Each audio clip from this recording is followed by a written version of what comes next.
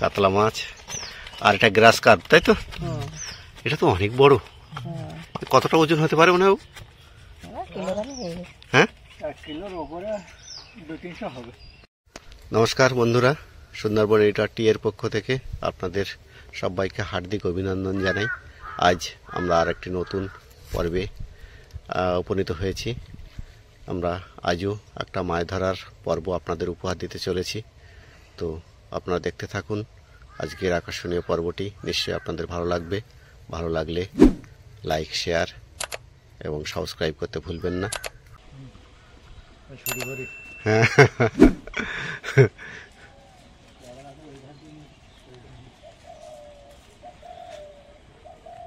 মাছ হচ্ছিল কিন্তু এই কুল দিয়ে, এটা দিয়ে মাছের বেশ নড়াচড়া দেখছিল। এই ঘাটের মধ্যেই মাছগুলো থাকে। এখানে যেহেতু অনেকটা কাঠ আছে,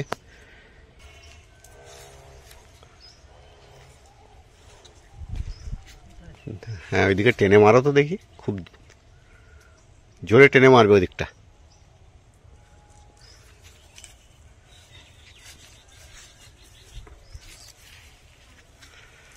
হ্যাঁ সজোরে। এই যে কেমন পড়লো।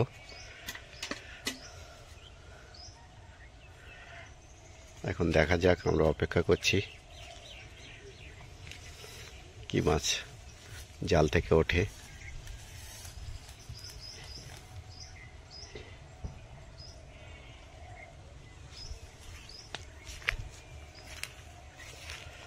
সকালে কিন্তু এইখান থেকে মাছ খুব উলরে দিয়েছে।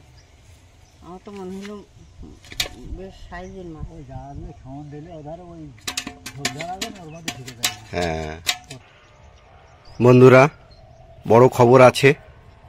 জালে ঘাই কেটেছে, বাবা বলছে বড় মাছ পড়েছে। আপনারা আমাদের সঙ্গে থাকুন আর দেখতে থাকুন আজকের আকর্ষণীয় পর্বটি। মনে হচ্ছে বড় ধরনের কোনো মাছ পড়েছে। আপনারা অপেক্ষা করুন বাবা জাল তোলা পর্যন্ত। ওই পাশটা হ্যাঁ,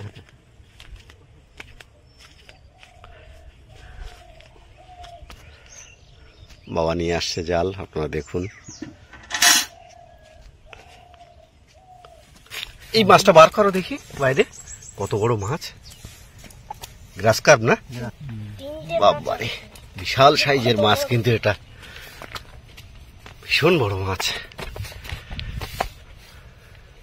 দেখেছিস তনুজা, এরকম বড় মাছ দেখ।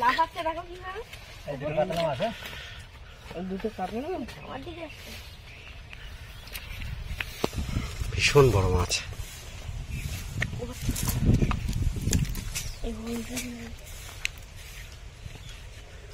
বাবা বড় মেয়ের জন্য মাছ দেখতে পাচ্ছি।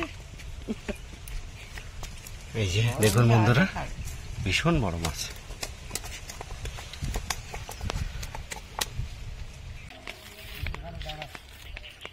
ওপারে যাবে তুমি?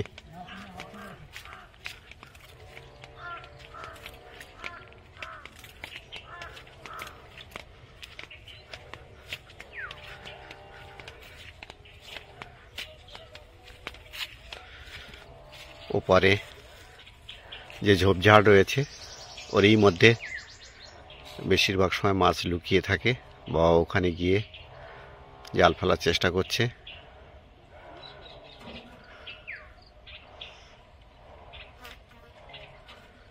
এই দেখছেন অনেকটা ঝাঁকালো গাছ রয়েছে। জালের কেমন পড়লো। শীতের সকালে সুন্দরবন এডিটর এর পক্ষ থেকে আপনাদেরকে জানাই হার্দিক অভিনন্দন।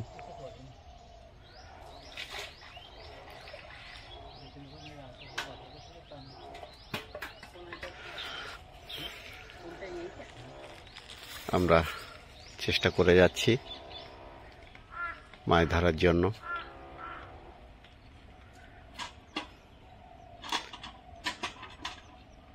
মাছ জলে নামলেই তবে বড় বড় মাছ ধরা পড়ে, কিন্তু এখন যেহেতু আমরা সকালে মাছ ধরছি, ঠান্ডা জলে এখন নামা সম্ভব নয়।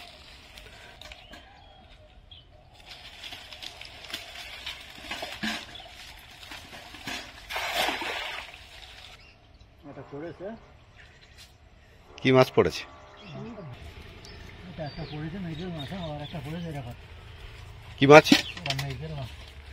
এই যে লাফাচ্ছে, মৃগেল মাছ পড়েছে।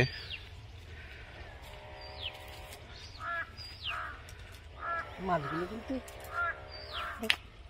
কি মাছের ছেড়েছিলাম জ্যৈষ্ঠ মাসে। হ্যাঁ, জ্যৈষ্ঠ মাসে ছাড়া। মৃগেল মাছ সহজে বড় হতে চায় না, বাটা মাছ মৃগেল মাছ। একটু একটু বড় সাইজে ছাড়া হয়েছিল বলি।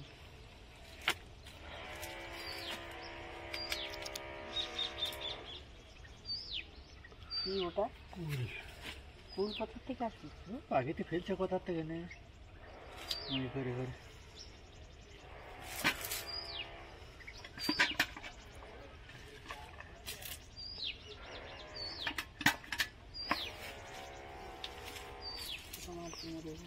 মারো, এই ফাঁক দিয়ে মারো দেখি।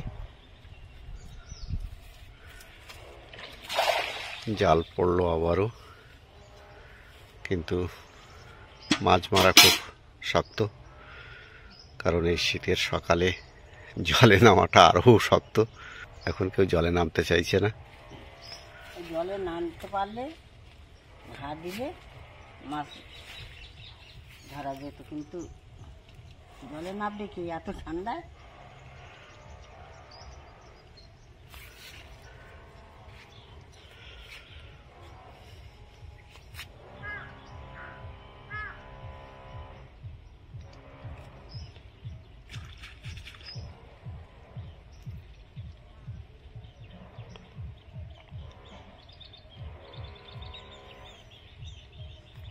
কিছু বলছেন? দুই সামনে দুটো পড়লো, এবার মিট যাবে। সব কেমন কি আর পড়ে,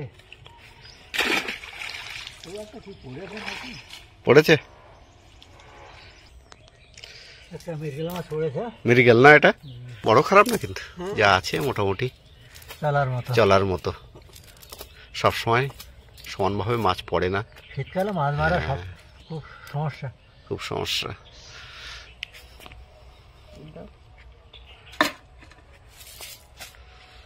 আর যেহেতু পুকুরের দৈর্ঘ্য এবং প্রস্থ দুটোই দেখছেন যথেষ্টই বড়, সে কারণে মাছ সবসময় পড়ে না। আজকে আমাদের মাছ ধরার লোক খুব কম, সঙ্গে সোনাও নেই, তনুজার মাও নেই।